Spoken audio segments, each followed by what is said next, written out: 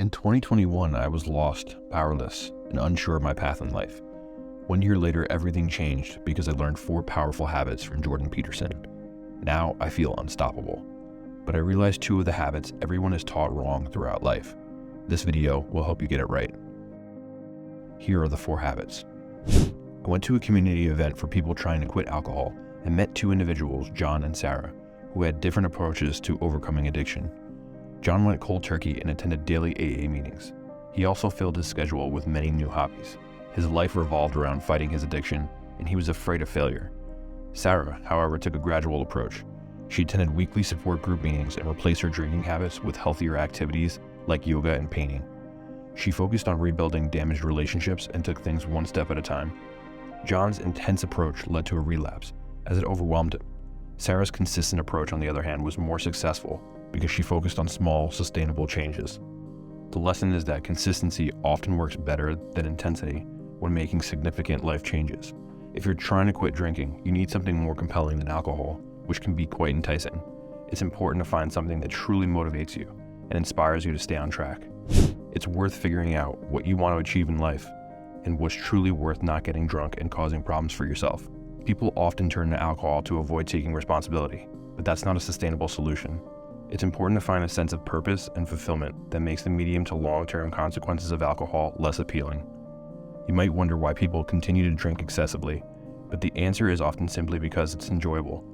However, there are significant drawbacks to alcohol abuse, including physical harm, damage to relationships, and negative impacts on mental health. The key is to find a healthier and more fulfilling alternative, such as pursuing new experiences and adventures that give your life meaning and purpose. Ultimately, addiction is often a substitute for something else, and it's important to identify and address the root cause of the problem. The next habit is another key to unlocking a more fulfilling life. Unfortunately, most men learn it too late. A year ago, being an effective communicator was foreign to me, but I finally mastered the art of connecting with people, and it changed my life. After joining public speaking clubs, reading countless books, and facing my fear of speaking up, I overcame my own limitations. How did I do it? Being an effective writer, speaker, and communicator is the pinnacle of authority and competence. To hone these skills, it's best to read and write daily, devoting a couple of hours each day to explore topics that you find meaningful and valuable. This practice not only builds a foundation of knowledge, but also helps your ability to articulate your thoughts and beliefs clearly and persuasively. Phenomenally successful individuals across various fields often possess exceptional communication skills, allowing them to strategize, negotiate, and inspire others towards a common vision. So it's essential to develop your ability to express yourself effectively. Read great books, as they contain the writings of intelligent and articulate individuals whose ideas can shape your thinking and communication style. The power of being articulate is unparalleled, offering authority, influence, and respectability. Mastering the art of formulating your arguments enables you to win everything, but more importantly, it benefits everyone around you.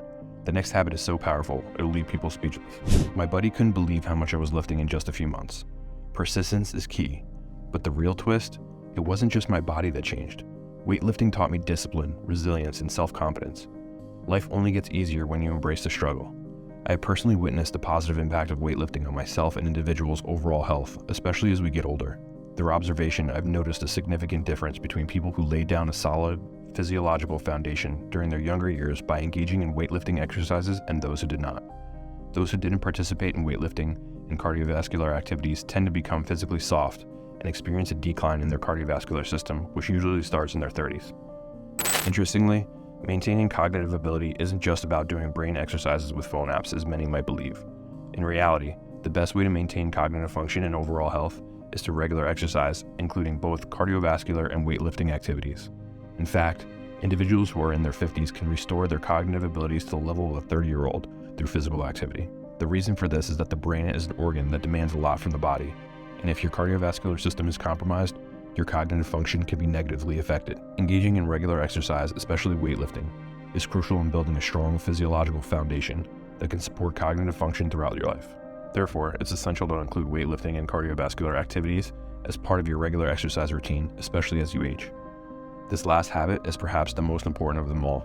All success can stem from it if you know how to use it the way I'll explain. I used to be terrible at maintaining a daily routine, but I eventually managed to transform my life by committing to one. After trying different techniques, schedules, and battling distractions, I found my groove and consistency. What you'll see is my growth, not the countless setbacks and adjustments I went through to achieve it. It's essential to establish a routine in your life because without one, it's challenging to maintain good mental health. The first step is to choose a consistent wake-up time and stick to it, allowing your body to regulate its circadian rhythms, which play a significant role in regulating your mood. Some people may find schedules to be a burden, as they can feel like they are their own taskmasters. However, it's important to understand that schedules are meant to be a tool to help you design the days that you want to have. So instead of using a schedule to tyrannize yourself, use it to make sure that you're taking care of yourself.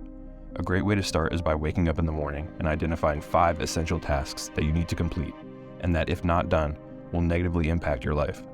It's equally important to add some things you enjoy doing as a reward for completing these essential tasks.